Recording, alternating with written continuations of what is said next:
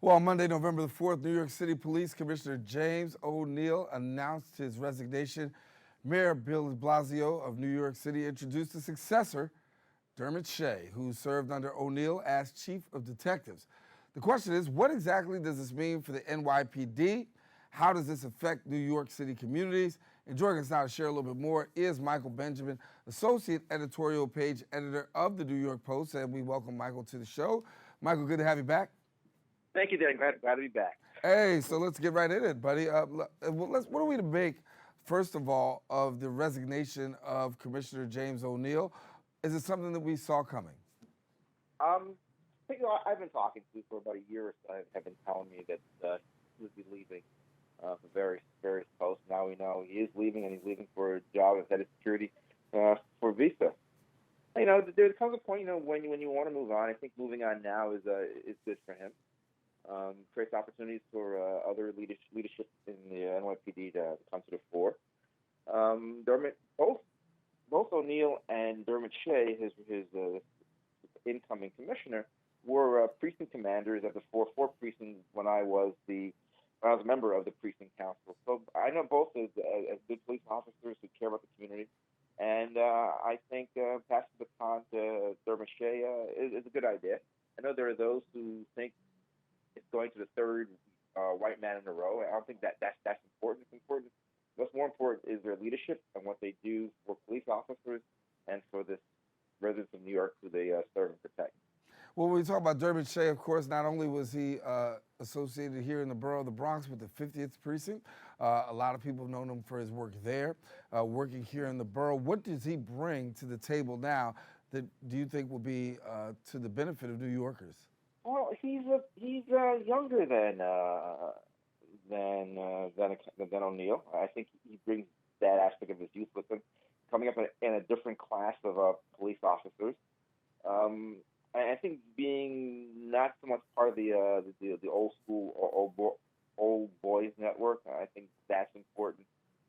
And having seen the work done by the two previous commissioners and wanting to move them forward, and even expand them, doing more for police community relations, and trying to hold crime down, trying to let New Yorkers know that shootings are up, but we need to have police officers that are out there doing investigations and tamping down on those sort of crimes. Well, according to New York City Mayor Bill de Blasio, he introduced Dermot McShea, saying that he's one of the best prepared incoming police commissioners that this city has ever seen. And so when we look at him, are there any things that we can look at the Dermot Shea's, Commissioner Shea's style that we can see that will be translated on the streets or within the rank and file of NYPD? I think his style is a quiet but assertive leadership. He came into a police department that was far more diverse than time, I think, when O'Neill came into the department. I know he's committed. I believe he's committed to community policing and working with the various communities of New York, not only for the continued diversity among the police officers that serve New York, but also in how they carry out their duties and responsibilities in a respectful manner that still allows them, to hold crime down. And he's also well schooled in CompStat.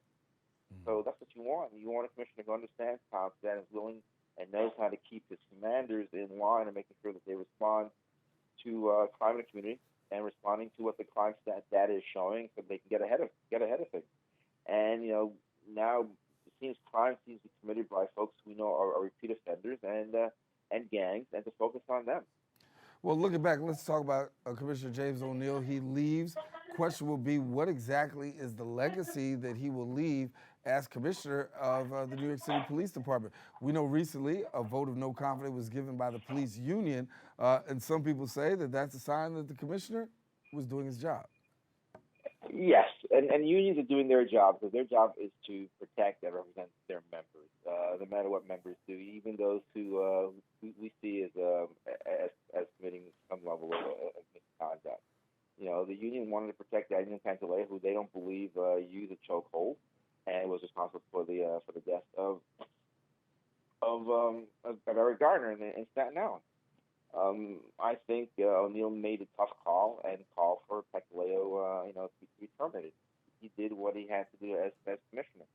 I think what his legacy is that he's been able to help keep crime down in New York, but also looking at focusing on where there have been spikes in rapes, spikes in shootings, spikes in robberies in certain neighborhoods. And the neighborhoods where these crimes are occurring are neighborhoods of color. And that's what I think is important. It's not so much what the commission looks like or how they deal with police relations. What are they doing to respond to crime in black and brown poor communities, and making sure that those persons who are preying on our people are apprehended and put away. Well, we'll have to leave it there, Mike, but certainly we're going to have a lot to look forward to with Dermot Shea's administration and definitely looking back at Commissioner James O'Neill. Michael Benjamin, who is the Associate Editorial Page Editor at the New York Post, our guest here on Open. Thanks a lot, Mike. All right, thanks, Darren. Take care. All righty, taking a quick break. We've got more Open. Stay with us. We'll come right back in a few.